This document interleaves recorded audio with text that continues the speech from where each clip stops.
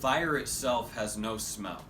Smoke particles bind to olfactory receptacles in the nasal cavity, transmit neon impulse to below the frontal lobe. Signals are sent out. You look for the source, the fire. There must be something wrong. Fire has no smell, but the smoke emitted, the byproduct of combustion, does. Disease places itself on a silver plate.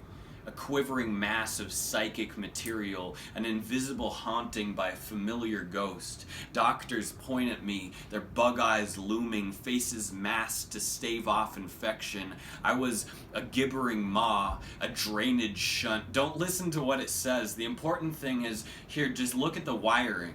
It's bad. That's the problem right there. The car isn't starting because of the spark plug. We can fix this thing, this horrible broken thing, if it would just shut up. It would be so much easier if we could just turn the engine off while we were working on it, but it keeps squirming and talking and complaining. Pay it no mind. What sane person would pick through the vomit of this disease and find anything worthwhile there? I am screaming fire while the opera goes on. Everyone is staring at me. Honey, look away. Who even let him in here? I am the etymology of bedlam. I am the ice pick used to perform the lobotomy, 500 years of lunatic blood on cold stone. The pharmaceutical industry is the second largest industry in the world, second only to the manufacture and sale of weapons. At the top of the to-do list, only war is more important than fixing my broken brain.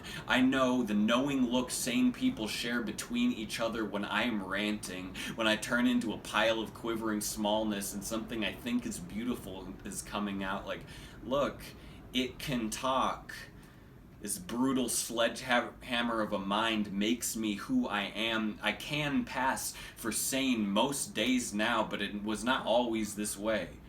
I know that I cannot possibly know what I know, because knowing is something only sane people can do. I know that every eugenics program, whatever their views of race or orientation, I will always make the list of who should be weeded out of the gene pool. I've worn my list of diagnoses like a full sleeve of prison tattoos, because nobody fucks with the crazy kid, right? I know I'm going to stop listening to what sane people have to tell me about my own fucking experience. I'm choosing to see my madness as a source of pride, strength, and inspiration. This is not separate from me.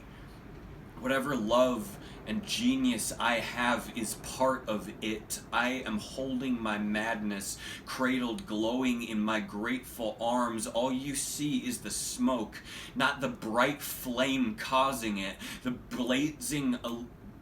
blazing illumination burning behind the billowing clouds of symptoms, the bright side of hell flashing brilliant in my wild eyes.